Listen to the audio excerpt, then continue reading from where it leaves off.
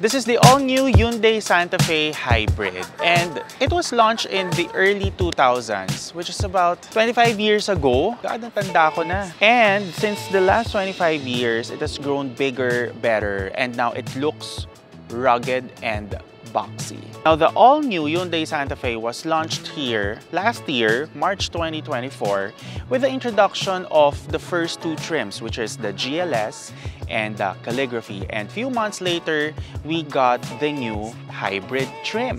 And as more Filipino buyers are keen into electrification and trying to own EVs, BEVs, and HEVs, is the Hyundai Santa Fe Hybrid a good candidate? Let's find out. Friends, this is the all-new Hyundai Santa Fe Hybrid. This midsize SUV made its debut in 2024 and set to join Hyundai's electrified lineup. On the exterior, the proportions look robust and boxy, but also you get that elegant styling. This family SUV has outgrown its predecessor, which is good because it means you got more space inside. You got H signature LED headlights and turn signals and the straight bar LED daytime running lights that gives it more character.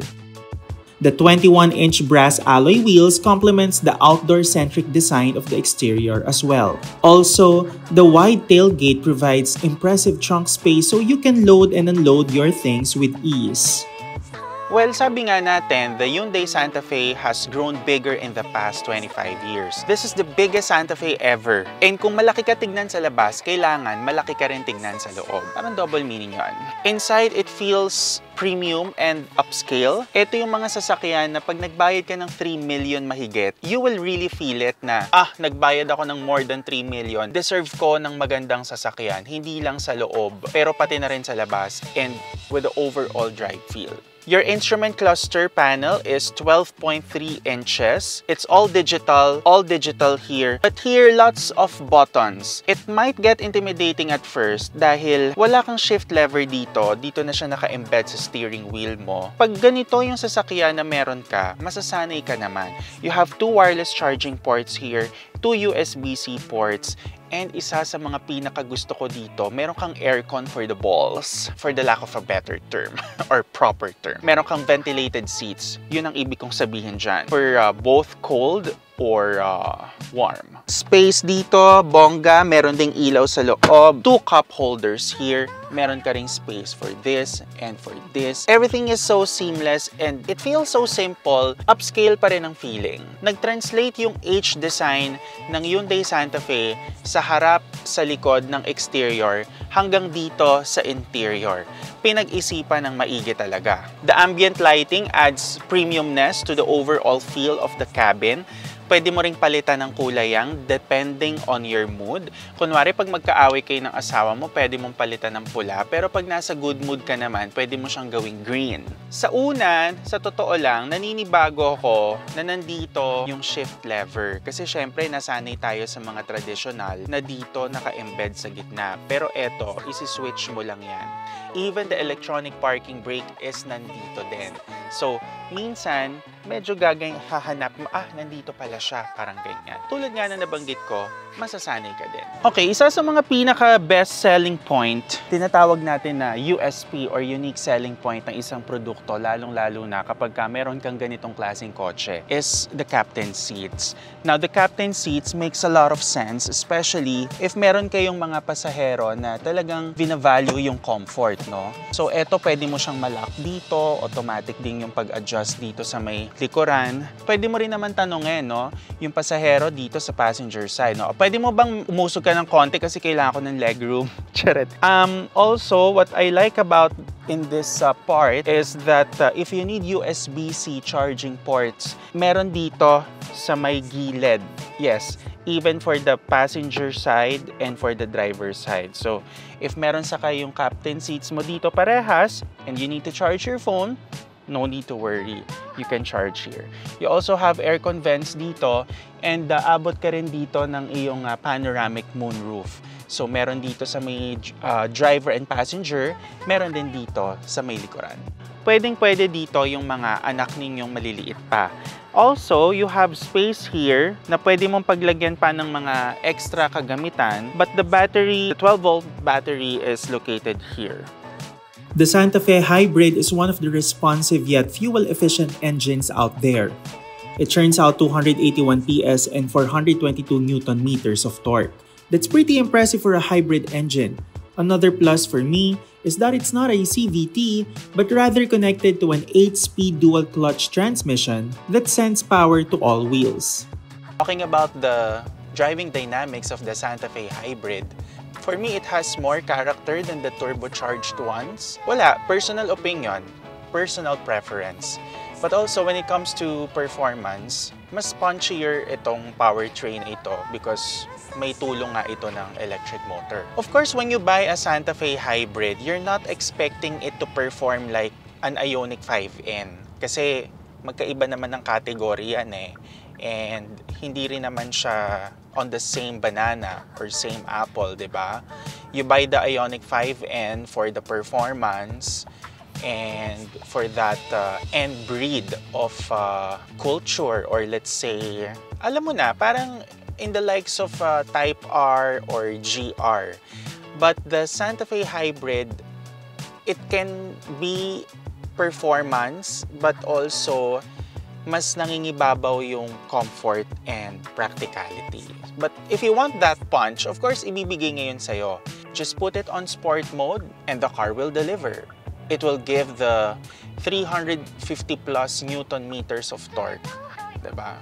Ipaparamdam niya yun sa'yo. Basta silagay mo lang sa sport mode. Ulitin ko, pag bumibili ka ng ganitong klaseng sasakyan, hindi ka naman after the speed and performance.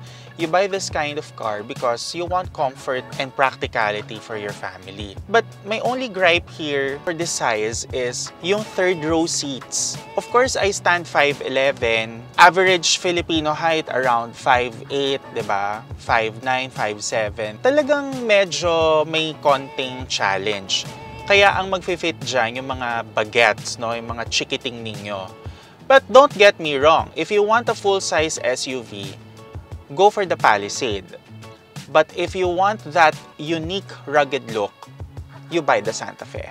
The hybrid system is quite different from the traditional hybrids that you see on the Japanese automakers.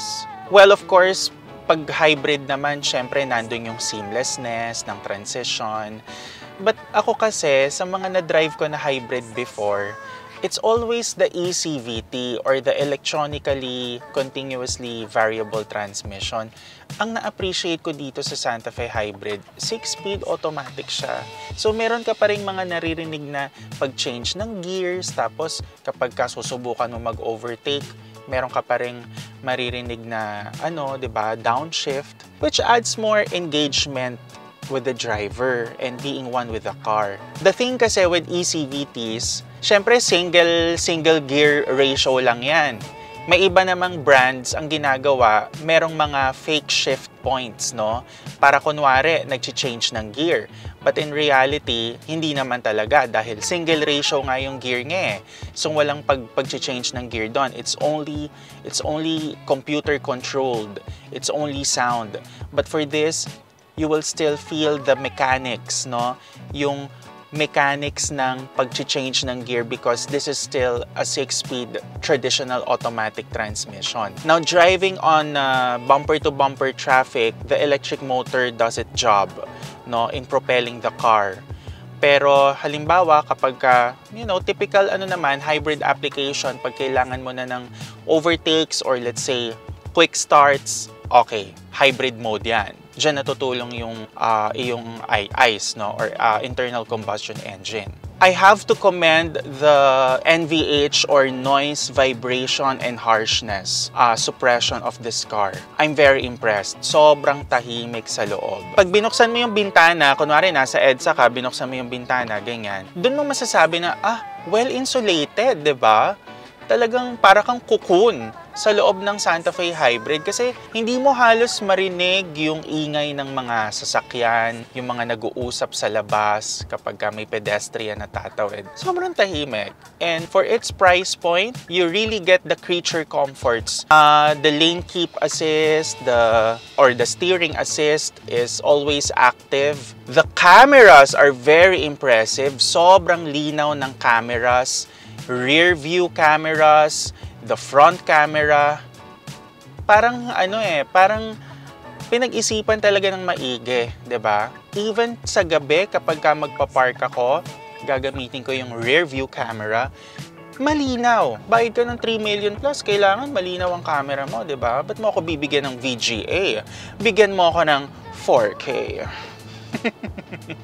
If etong first car mo, tapos wala ka namang, alam mo yun, parang dalawa lang naman kayo sa bahay at wala ka namang pamilya, ba't ka bibili ng ganito kalaking SUV?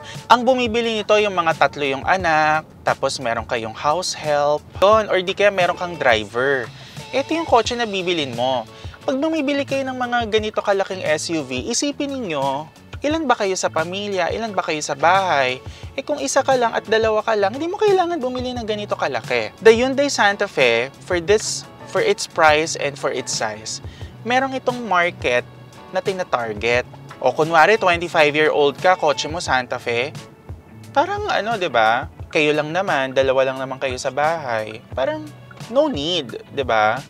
But, if you're a dad, like a 40-year-old dad, gusto mo ng comfort, diba? Para sa misis mo.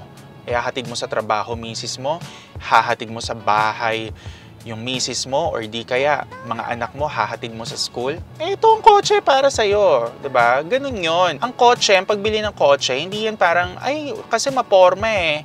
O tapos, ang laki-laki, ikaw lang mag-isa. You have to think about it. But overall, the Hyundai Santa Fe Hybrid performs very well. It's one of the cars that I really like driving this year. Diba? I like it.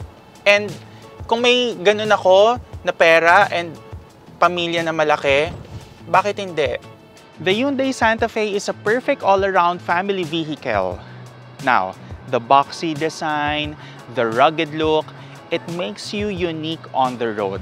Now, the question is, if you have 3.3 million pesos in the bank, are you willing to spend for this kind of vehicle? Kung akong tatanungin, why not? Malakas ang brakes kasi hindi siya nag-signal. Diba? Thank you for watching.